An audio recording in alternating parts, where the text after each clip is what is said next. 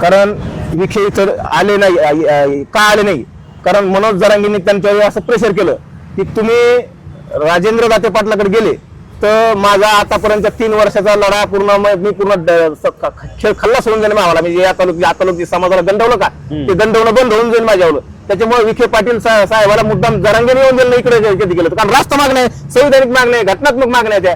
तर स्वतः मनोज जरांगे यांनी माझा खेळ संपून जाईल, मी 3 वर्ष झालं समाजाला गंडवतो ना ते बंद होऊन जाईल, त्याच्यामुळे तुम्ही तिकडे जाऊ नका असं मनोज जरांगे स्पष्टपणे विखे पाटलाला प्रेशर केलं. त्याच्या जवळपास पेनड्राईव्ह मध्ये 1,500 व्हिडिओ कट केले त्यांच्या 3 वर्षातली. त्यांनी कशी कशी पलटी मारली, आज सकाळी काय बोलले, दुपारी काय बोलले, संध्याकाळी काय बोलले. त्यांनी अगोदर सुरुवातीला सगळे सोयरेला असं बँड वाजत बसले की सगळे सोयरे सगळे सोयरे सगळे सोयरे, आणि एवढे बिचारे भोळे बाबडे मराठे मुंबईला नेले. आणि मग सगळे सोयरे तेव्हापासून त्यांनी किती मध्ये विकला हे त्यांनी सांगायला पाहिजे. पुन्हा त्याच्यानंतर सरसगटसाठी शिवनेरीची कपाळाला माती लावली, त्या मातीची सुद्धा विटंबना केली मनोज जरांगेनं की 58 लाख नोंद. त्यांचं असं म्हणणं आहे 58 लाख गुणिले 5 करा म्हणजे 3 कोटी लोक आरक्षण जातो आपण. हे बघा कसं जातो सांगा. सांगतो मी तुम्हाला सांगतो. मी त्यांनी सांगितलं की 58 लाख नोंदीतून मी तसे विभागीय जे कमिशनर आहेत आपले पोलीस कमिशनर त्यांच्याकडे आम्ही तक्रार सुद्धा दिलेली आहे की तुम्ही आकडेवारीची तपासणी करा, अगोदर विखे पाटलावर मनोज जरांगेवर गुन्हा दाखल करा अशी एक तक्रार केली नाही. MBBS ला तिने प्रवेश घेतलाय आणि सदरील मुलीला प्रमाणपत्र इश्यू करण्यात आलेलं आहे, मात्र शपथपत्रावर दिलेलं आहे, जसं की तिच्या चुलत्यानं शपथपत्र दिलं असं सांगितलं. मात्र जात पडताळणी समितीने तिला नोटीस बजावली आहे की आता कागदपत्रांची पूर्तता करा. तिने ऍडमिशन मिळालंय तरी MBBS ला, जर ते प्रमाणपत्र रद्द झालं तर काय करायचं. त्या मुलीला आत्महत्येची वेळ आहे, त्या मुलीला आत्महत्येची वेळ आहे. आणि हे जे आता जेवढे आत्महत्या झाले ना, आमचे अमोल भाऊ नेहमी सांगत असते की आतापर्यंत जेवढ्या 3 वर्षात जेवढे आत्महत्या झाल्या ना, यांनी एवढं असं आभासी जग निर्माण केलं की मी काय म्हणतो आता मनोज जरांगेने एक फेक मारली आता पुन्हा की साऱ्या मराठ्याने ज्या ज्या समस्या आरक्षणासंदर्भातल्या त्याने अंतरवलेल्या, म्हणजे एक गर्दी करण्याचा फंड आहे मनोज जरांगेचा, गर्दी करण्याचा फंड आहे. मी पुन्हा एकदा दाते पाटलांच्या उपोषणासमोर आहे. इथं अनेक समाज बांधव मराठवाड्याच्या कानाकोपऱ्यातून इथं दाते पाटलांना समर्थन देण्यासाठी उपस्थित आहेत. विदुर लागडे पाटील माझ्यासोबत आहेत, त्यांना विचारणार आहे काय भूमिका आहे, आजचा कुठला दिवस आणि कशी प्रकृती जी आहे ती दाते पाटलांची. दाते पाटलाकडे आमची आजच्या नाही 4थी भेट आहे. दाते पाटीलला अँजिओप्लास्टी झालेली आहे, पुन्हा 30 वर्षापासून त्यांनी चप्पल पायात घातलेली नाही मराठा आरक्षणासाठी. आणि 10 हस्तक्षेप याचिका त्यांनी हायकोर्ट सुप्रीम कोर्टामध्ये दाखल केलेले आहेत. आणि प्रामाणिक लढा आहे, स्वच्छ लढा आहे, कुठं कोणावर टीका केलेली नाही, कोणा आमदार खासदार मंत्र्याला शिव्या दिलेल्या नाही त्यांनी आतापर्यंत कुठंच कोणालाच. आणि साधा सरळ आणि कायदेशीर आणि घटनात्मक मागणी त्यांची होती. त्यांची मागणी काय, 10% आरक्षणात राजकीय 10% आरक्षण एससीबीसी राजकीय आरक्षण सोडून त्याच्यामध्ये सर्व ओबीसी सवलत लागू करा. सरकारला देण्यासारखा विषय नाही. त्याने काही आवाज मागणी नाही केली मनोज जरांगे सारखी. सरसगट सगळे सोरे, Hyderabad gadget, Satara gadget, Kolhapur gadget. अरे त्या गॅझेट मध्ये एक बी नोंद नाही मनोज जरांगे सांगा. हैदराबाद असो, कोल्हापूर असो, सातारा असो, औंध असो, पुणे असो, कुठल्याही हैदराबाद असो, कुठल्याही गॅझेटनं आरक्षण मिळत नसतं, मिळणार सुद्धा नाही. आणि मनोज जरांगे काय म्हणतात, हैदराबाद गॅझेटनं सरसगट मिळणार नाही. आता त्या दिवशी योगेशजी केदारचे माझे मित्र आहे, योगेशजीला मी सांगितलं होतं की जाऊ नका तिथे, तिला काय किंमत काय करू नका. मी त्यांना जे फोनवर जसं सांगितलं योगेशजीला तसंच घडलं ते. पण योगेश केदारांनी त्या मनोज जरांगेला उघडं पाडलं की याच्यातून सरसगट मिळणार नाही.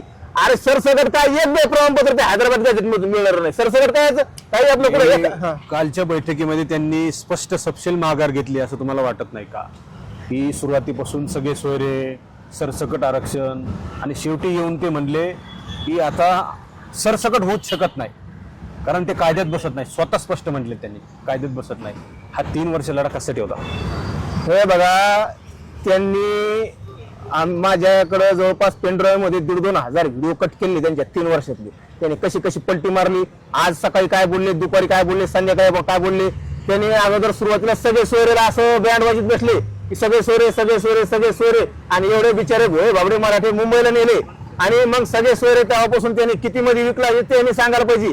पुन्हा त्याच्यानंतर सरसगटसाठी शिवनेरीची कपाळाला माती लावली, त्या मातीची सुद्धा विटंबना केली मनोज जरांगेनं की मी आता सरसगट घेऊनच येणार आणि सरसगट घेतल्याशिवाय माघार घेणार नाही. गोळ्या घातल्या लाट्या काट्या झेलूनच येईन मी. आणि हायकोर्टाचा तिथून बडगा आला, हायकोर्टाची नोटीस आली की ते फुटवे आली 2 सप्टेंबरचे JRची ती फुटवे आली. एवढे घाबरले ते हायकोर्टाला. आणि मी आजही सांगतो मनोज जरांगे आता मुंबईत उपोषणाला जाऊच शकत नाही. जाऊ मुंबईत शकत नाही. नाही. ते अंतरवालीत बसणाऱ्याला सांगितले 29ला. ते धमक्या देतात टेंडरसाठी की आपण मुंबईवर काय होतं, मुंबईला जर आपण धमकी दिली ना, मुंबईला जाणार जाणार जाणार जाणार म्हणलं की मग काय 1000 2000 कोटी 1500 कोटीची टेंडर वाढून मिळतील फक्त सरकारवर दबाव आणला तर. फक्त त्यासाठीच मुंबई येते, बाकी त्यांना त्या मुंबईशी काही देणे घेणे, ते अंतरवलीतच बसणार आहे. पण अंतरवलीत काय बसणार आहे, ते काय म्हणले की महाराष्ट्रातल्या सर्व मराठ्यांनी ज्यांनी प्रमाणपत्रासाठी अर्ज केले त्यांनी तिथं यावं. आणि मला काय वाटतं मग व्हॅलिडिटीवर त्याच्या सह्या यावं, व्हॅलिडिटीवर समजतले ना अधिकाराच्या सह्याची गरज नाही. कसे तुम्ही व्हॅलिड कसे करून देणार ते प्रमाणपत्र ज्यांची नोंद नाही, आणि नोंद असली तर त्याची वंशावळ जोडावी लागते आणि ते तरच ते प्रमाणपत्र व्हॅलिड होते. पण ज्यांची आता महाराष्ट्रामध्ये जवळपास 90 लाख ते 1 कोटी मराठी आहेत आणि 3,12,000 मराठवाड्यामध्ये, माफ करा, मराठवाड्यामध्ये 1 कोटी ते 90 लाखाचे मराठी दरम्यान, तर 3,12,000 मराठ्यांना मराठवाड्यामध्ये प्रमाणपत्र मिळाले. 3,12,000 3 लाखात धरा तुम्ही 1 कोटीची याची टक्केवारी धरा ना. मग बाकीच्या नोंद नसलेल्या मराठ्यांनी काय करायचं, तर आम्हाला जे एसीबीसी आहे 10% जी दाते पाटलाची जी मागणी आहे राजकीय आरक्षण सोडून, तर ती मागणी सरकारच्या करण्यासारखी, सरकारच्या अखत्यारीतली नाही ती एसीबीसी आता लागू होईल किंवा मग तुमच्या मागणीप्रमाणे ते होईल सुद्धा. मात्र ज्या विद्यार्थ्यांकडे कुणबी प्रमाणपत्र मिळाले त्यांना ते व्हॅलिड व्हायचे राहिलेत. एक मुद्दा आहे हिंगोलीतला, एक विद्यार्थी MBBS ला तिने प्रवेश घेतलाय आणि सदरील मुलीला प्रमाणपत्र इश्यू करण्यात आलेलं आहे, मात्र शपथपत्रावर दिलेलं आहे, जसं की तिच्या चुलत्यानं शपथपत्र दिलं असं सांगितलं. मात्र जात पडताळणी समितीने तिला नोटीस बजावली आहे की आता कागदपत्रांची पूर्तता करा. तिने ऍडमिशन मिळालंय तरी MBBS ला, जर ते प्रमाणपत्र रद्द झालं तर काय करायचं? त्या मुलीला आत्महत्येची वेळ आहे, त्या मुलीला आत्महत्येची वेळ आहे. आणि हे जे आता जेवढे आत्महत्या झाले ना, आमच्या अमोल भाऊ नेहमी सांगत असते की आतापर्यंत जेवढ्या 3 वर्षात जेवढे आत्महत्या झाल्या ना, की यांनी एवढं असं आभासी जग निर्माण केलं की करोडो नोकऱ्या निर्माण होणार आहे. आणि अमोल भाऊने जे सांगितलं की प्रत्येक आता 3 वर्षातल्या ज्या आत्महत्या झाल्या त्याला मनोज जरांगे जबाबदार आहे. आणि हीच वेळ तर तुम्ही जे सांगितली त्या मुलीवर सुद्धा तीच वेळ येऊ शकते. कारण व्हॅलिडिटी कशी, अहो मला सांगा, हे 4 प्रमाणपत्र रद्द झाले, मला सांगा बावनकुळे साहेबाचा काय संबंध त्या ज्योतिदाई हंडे यांचा प्रमाणपत्र रद्द करण्याचा काय संबंध आहे, किंवा एक माजलगावचं एक प्रमाणपत्र त्यांचा काय संबंध आहे? कुठलाही मंत्री आमदार खासदार योग्य कारवाई करा असंच रिमार्क देईल ना, असंच रिमार्क देईल ना. आणि त्यांनी काय वेगळं काय केलं आणि त्यांनी प्रमाणपत्र रद्द केलं का? हे बघा, प्रमाणपत्र रद्द करणं हे बावनकुळे साहेबाच्या किंवा विखे पाटील साहेबाच्या किंवा मुख्यमंत्र्याच्या राष्ट्रपतीच्या हातात नाही. ती समिती आहे, त्या समितीला ज्युडिशियल पॉवर आहे. त्याच्यामुळं हे जे प्रमाणपत्र रद्द होणं हे काही कोणाच्या हातात नाही. ते प्रमाणपत्र रद्द झाले, मात्र ते बरोबर होते की चूक होते, जवळजवळ महिना होता आला, ते व्हेरिफिकेशनच नाही, लोकांना सांगितलंच जात नाही ते प्रमाणपत्र खरंच चुकीचे होते की ओरिजिनल होते. हे कुठेतरी संभ्रम आहे. मी काय म्हणतो, आता मनोज जरांगेने एक फेक मारली आता पुन्हा की साऱ्या मराठ्याने ज्या समस्या आरक्षणासंदर्भातल्या त्याने अंतरवलील्या, म्हणजे एक गर्दी करण्याचा फंड आहे, मनोज जरांगेचा गर्दी करण्याचा फंड आहे. आता मला सांगा, 1 कोटी मराठवाड्यामध्ये किंवा 90 लाख 1 कोटी मराठी, त्याच्यापैकी अर्ज किती आले मनोज जरांगेने प्रश्न उत्तर द्यावं. 50 लाख तर अर्ज म्हणजे कमीत कमी मराठवाड्यात 50 लाख अर्ज पाहिजे, म्हणजे मराठा समाजाच्या आरक्षणाची गरज आहे, तर 50 लाख अर्ज पाहिजे ना. मग 3,12,000 कसं काय प्रमाणपत्र निघाले? लय झालं तर 5 लाख अर्ज गेले असतील, फार झालं तर 5-7 लाख रुपये. जर आरक्षणाची एवढे गरजवंत मराठ्याच्या लढाई लढतात ते सांगतात, तर मग 50 लाखाच्या वर प्रमाणपत्र अर्जासाठी अर्ज पाहिजे मराठवाड्यामध्ये. आज त्या अंतरवाली सराटीमध्ये पांडुरंग तारक जेवढे जे तारक आहेत किंवा अंतरवाली सराटीमध्ये एकाचंही प्रमाणपत्र निघालंय. मी म्हणतो अंतरवाली सराटीले जे प्रथम नागरिक आहेत आपले पांडुरंग तारक, यांचं प्रमाणपत्र मनोज जरांगेने आधी अर्ज देऊन काढून घ्या आणि ते व्हॅलिड करून दाखवा. त्यांच्या गावामध्ये आम्ही ट्रकाच्या ट्रका भरून गुराला घेऊन देऊ. नाही, काल त्यांनी असं म्हटलंय की आता फक्त मराठा समाजाच्या लोकांनी 58 लाख नोंदीचे प्रमाणपत्र मिळवण्यासाठी एकत्र आलं पाहिजे. हे बघा, 58 लाख नोंदी आहे ना, एवढं मनोज जरांगे एवढं फिकीत आहेत ना. मी 58 लाख नोंदीवर याच्या अगोदर मीडियावर भरपूर वेळा बोललोय. ते कधीच्या नोंदी? 58 लाख नोंदी 58 लाख नोंदी हे ऑलरेडी आरक्षणात गेलेल्या मराठ्यांच्या आहेत, आरक्षणात गेलेल्या कुणब्यांच्या. म्हणजे कुणबीमध्ये 49 प्रकार, 49. मग त्याच्यात ते खानदेशातले कुणबी असतील, विदर्भातले कुणबी असतील, पश्चिम महाराष्ट्रातले कुणबी असतील, कोकणातले कुणबी असतील, या साऱ्या विभागातले जेवढे कुणबी आहेत का, ते ऑलरेडी आरक्षणात गेलेले 37 लाख नोंदी अगोदरच्याच आहेत. मनोज जरांगेचं फक्त 49,000 नोंदीचं श्रेय फक्त मनोज जरांगेला मराठवाड्यातलं होतं. 49,000 नोंदी. 58 लाख नोंद, त्यांचं असं म्हणणं आहे 58 लाख गुणिले 5 करा म्हणजे 3 कोटी लोक आरक्षणात जातो आपण. हे बघा कसं जातो सांगा? सांगतो मी तुम्हाला, सांगतो मी. त्यांनी सांगितलं की 58 लाख नोंदीतून मी तसे विभागीय जे कमिशनर आहेत आपले पोलीस कमिशनर त्यांच्याकडे आम्ही तक्रार सुद्धा दिलेली आहे की तुम्ही या आकडेवारीची तपासणी करा, अगोदर विखे पाटलावर मनोज जरांगेवर गुन्हा दाखल करा, अशी एक तक्रार केलेली मी. 58 लाख नोंदीतून ते काय म्हणले एकदा दसरा मिळत की 4,22,00,000 मराठी आरक्षणात गेले. त्याच्यानंतर मग एकदा म्हणले 58 लाख नोंदीतून 2 कोटी मराठी आरक्षणात गेले, एकदा म्हणले 58 लाख नोंदीतून 3 कोटी मराठी आरक्षणात गेले. कट करून ठेवले मी याचे व्हिडिओ होते.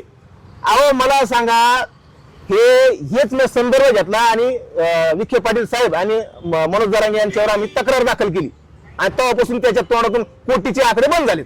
ते काल म्हणले ना ते पण आकडे बंद झाले त्याचे कोटीचे आकडे कोण होते ते तुम्ही आता त्यांचं म्हणा, मनोज जरांगे म्हणा 58 लाख नोंदीतून 4 कोटी मराठी आरक्षणात गेले असं बोलवलं दाखव मला मनोज ते जरांगे. म्हणले आता सरसकट होऊ शकत नाही, ओबीसींचा विरोध आहे आणि कायद्यातही बसत नाही असंही म्हटले, पण हळूहळू आरक्षणात घालतो म्हणले ते. आता गेल्या वर्षीच म्हणले ते 2 सप्टेंबरला GR घेतला का, त्याच्या तिसऱ्या दिवशी गॅलेक्सीला ऍडमिट होते आणि त्याला एका पत्रकाराने विचारलं, ते सुद्धा तुम्हाला व्हिडिओ टाकतो मी कटिंग करून. ते म्हणलं मी दत्त कानोडेनेच प्रश्न विचारला त्यांना की ज्यांच्या नोंदी आहेत त्यांनाच प्रमाणपत्र मिळणार. मग दत्ता कानोडेने त्यांना प्रश्न विचारला की ज्यांच्या नोंदी नाही त्यांना कसं, ते म्हणजे हैदराबाद घ्यायचं ना तुम्हाला टाकतो व्हिडिओ ते. म्हणजे हैदराबाद गॅजेट लागू नाही असं भानुसी सर सुद्धा मगाशी म्हणले 2 नाही. दिवस सांगते. हैदराबाद गॅजेट लागू नाही, त्याला कायदेशीर कुठलाही आधार नाही. हैदराबाद गॅजेट म्हणजे एक पुंगी येते. त्या घटना समिती पुढे भारतातले जेवढे गॅजेट आहेत, जेवढे संस्थान आहेत, त्या घटना समिती पुढे ऑलरेडी येऊन गेले होते. त्याच्यामुळे या गॅजेटनं आरक्षण मिळत नसतं. ते कोल्हापूर असन, सातारा असन, त्यांनी काय केलं, आता 29 ऑगस्टला त्यांनी सारे महाराष्ट्रातले Marathi Hyderabad gazette, Satara gazette, Kolhapur gazette, Aundh वगैरे वगैरे वगैरे त्यासाठी बोलावलेले, पुन्हा ज्यांनी अर्ज दिले त्याच्या प्रमाणपत्रासाठी बोलवलं. मला सांगा, ह्या मी मनोज जरांगेला चॅलेंज करून सांगतो की ह्या गॅजेट मधून एखादी नोंद दाखवा, त्या नोंदीनुसार प्रमाणपत्र दाखवा. एक सुद्धा नोंद नाही. त्या सांख्यिकी आकडे त्याच्यामध्ये व्यक्तिगत नोंद कोणाची नाही. काल विखे इथे येणार होते मंत्री, मात्र ते आले नाहीत. उपोषणाला भेट द्यायला येणार होते. त्यांना सकाळपासून योगेश शेळकेंना बोलणं झालं होतं, मात्र ते आले नाहीत. काय कारण असावं, काय शिजलं नंतर का ते फिरले? विखे इथं येण्याचं कारण तुम्हाला स्पष्ट सांगतो. कारण विखे इथं आले नाही. का आले नाही? कारण मनोज जरांगेंनी त्यांच्यावर असं प्रेशर केलं की तुम्ही राजेंद्र दाते पाटलाकडे गेले तर माझा आतापर्यंत 3 वर्षाचा लढा मी पूर्ण खेळ खाल्ला सोडून जाईल आम्हाला. म्हणजे आता लोक समाजाला दंडवलं का, ते दंडवणं बंद होऊन जाईल माझ्यावर. त्याच्यामुळे विखे पाटील साहेबाला मुद्दाम जरांगेने येऊन दिलं इकडे कधी गेलं, कारण राष्ट्र मागण्या आहे, संविधानिक मागण्या आहे, घटनात्मक मागण्या त्या. तर स्वतः मनोज जरांगे यांनी माझा खेळ संपून जाईल, मी 3 वर्ष झालं समाजाला दंडवतो ना, ते बंद होऊन जाईल, त्याच्यामुळे तुम्ही तिकडे जाऊ नका असं मनोज जरांगे स्पष्टपणे विखे पाटलाला प्रेशर केलं. त्याच्यामुळे विखे पाटील साहेब इकडे आले नाही. ते जरी मनोज जरांगेंचं ऐकत असले तर ते स्वतः स्वयंभू आहेत, ते मंत्री आहेत, कॅबिनेट मंत्री आहेत, त्यांना स्वतंत्र अधिकार आहेत. त्यांनी मनोज जरांगेचं काय ऐकावं? ते कॅबिनेट मंत्री आहेत, पण त्यांना पुढे चालून मनोज जरांगेचा आधार घेऊन त्याला मुख्यमंत्री व्हायचं म्हणून तर चालू आहे वातावरण. म्हणून चालू आहे भाजपातला अंतर्गत वादविवाद चालू आहे. सर कोणाला डॅमेज करायचं, कोणाला शिवाय द्यायचा, कोणत्या मंत्र्याला शिवाय द्यायच्या, कोणत्या ओबीसी मंत्र्याला, कोणत्या मराठा मंत्र्याला शिवाय द्यायच्या, हे ठरून चालू आहे. फडणवीसांना सोडून मुख्यमंत्री विखेंना व्हायचे. फडणवीस साहेब जर केंद्रात गेले तर मग स्पर्धा लागेल ना, बावनकुळे साहेबाला मुख्यमंत्री व्हायचं का, विखे पाटील साहेबाला मुख्यमंत्री व्हायचं? कारण आतापर्यंत इतिहास जवळपास 80-90% इतिहास जे महसूल मंत्री आहेत ते मुख्यमंत्री झालेले आहेत आतापर्यंत इतिहास. तसं त्या बावनकुळे साहेब रेसमध्ये असले तर मग यांनी काहीतरी दिली असू शकते सुपारी द्यायला की वाजवा बावनकुळे साहेब टमर डम डम डम डम. म्हणून तसं झालेलं. विखे इथं आले नाहीत, हा तुम्ही प्रश्नाचं उत्तर सुद्धा दिले. इथं आले नाहीत याबद्दल तुम्हाला काय येऊ शकत नव्हते. त्यांची येण्याची मानसिकता होती, विखे पाटील साहेबांची येण्याची मानसिकता होती इथपर्यंत. तुम्ही जे बोलले शहराध्यक्ष शितोळे सर ते इथं अगोदर येऊन गेल्या उपोषणाला भेट देऊन, पण ते तिथून त्याचा कट शिरला की तिथं जाऊ नका देऊ म्हणून. त्याच्यामुळं त्यांचा जो गंडावण्याचा खेळ ते संपून जाईल म्हणून त्यांनी विखे पाटील साहेबाला येऊ दिलं नाही. शेवटचा प्रश्न आहे, तिथं मनोज जरांगेंचे काही सहकारी येत आहेत तिथं आणि त्यांच्या विरोधात मनोज जरांगेंच्या विरोधात बोलू नका असं इथे येऊन थोडीशी दंबाजी करतायत, काय सांगायचं? हे बघा, इथं तुम्ही प्रत्येकाला घटनात्मक अधिकार आहे, संचार स्वातंत्र्य आहे, बोलण्याचे स्वातंत्र्य आहे प्रत्येकाला, आणि इथं येऊन कोणालाही अधिकार नाही तसं बोलायचा. प्रत्येकाला बोलण्याचा अधिकार आहे. त्याच्यामुळे इथे येऊन जर कोणी दंबाजी करीत असेल तर आम्ही आमच्या पद्धतीनं बरोबर त्याला त्याच्या घरी जाऊन आमचे प्रसाद देऊ अमोल भाऊ आम्ही सर. खूप धन्यवाद. विखे इथं का आले नाही यांनी उत्तर स्पष्ट दिलेलं आहे विदुर लागडेंनी, आणि कुठंतरी ते उत्तर मॅच होत असावं असं मला वाटतं. काय दुजोर आहे काय सांगता येणार नाही, पण कालपर्यंत दुपारपासून त्यांनी इथं यायचं ठरवलेलं होतं आणि रात्री 7 वाजता दरम्यान म्हणजे सगळे मीडियावाले येते या ठिकाणी कॅमेरा सेट करून होते. फ्रेम लावून होते, सगळे मीडियाला मेसेज होते, पोलीस बंदोबस्त तगडा इथं तैनात करण्यात आलेला होता, ट्रॅफिकवाले असतील किंवा मग इतर सगळे संबंधित विभागाचे पोलीस अधिकारी या ठिकाणी येऊन 3 तास होते. 3 तास होते, त्यांनी तिथं यायचं ठरवलेलं होतं. मात्र जर असं असेल तर हे खूप मोठं दुर्दैव आहे. एखाद्या मंत्र्यानं कुठल्या तरी एखाद्या माणसाचं ऐकावं आणि आपल्याला मुख्यमंत्री करण्यासाठी याची मदत होऊ शकते असं वाटत जर असेल तरी खूप हास्यास्पद आहे. कॅबिनेट मंत्री आहेत राधाकृष्ण विखे. मी तेव्हाही म्हटलं होतं आणि आताही म्हणतो, आंतरवालीला एखाद्या चपराशासारखं एक फाईलचा कागद घेऊन राधाकृष्ण विखे आंतरवालीला दिवसातून 3 चक्रा मारतात. इथं मात्र 12 दिवसांपासून एक माणूस उपोषणाला बसलेला आहे. एक भेट द्यायला तुम्हाला अडचण काय होती? यांचं उपोषणाच्या मागण्या मान्य करा किंवा नका करू, येऊन भेट देणं तुमचं कर्तव्य होतं. हा समाजाचा माणूस आहे, भले कुठल्याही समाजाचे असू द्यात. उपोषणाची जी काही भूमिका आहे त्यांची, ती काय भूमिका विचारून घेण्याचं तर कर्तव्य होतं. पण जर तुम्हाला मुख्यमंत्री व्हायचं असेल तर हा माणूस जर अडचणीत आणणार असेल तुम्हाला, तर तुम्ही येऊ शकणार नाहीत असं इथं ठरायला लागलेलं आहे. त्यामुळे मनोज जरांगेंचं तुम्हाला किती पत ऐकायचंय आणि तुम्ही खरंच मुख्यमंत्री होणार आहात का, हा प्रश्न आहे. आणि दुसरा एक प्रश्न आहे, मनोज जरांगे इथं विखे पाटील आल्यानंतर संपणार असतील तर नक्कीच उतरती कळा लागली असं म्हणायला हरकत नाही. कॅमेरा पर्सनसह मी संग्राम धनवे, मराठी महाराष्ट्र न्यूज, छत्रपती संभाजीनगर.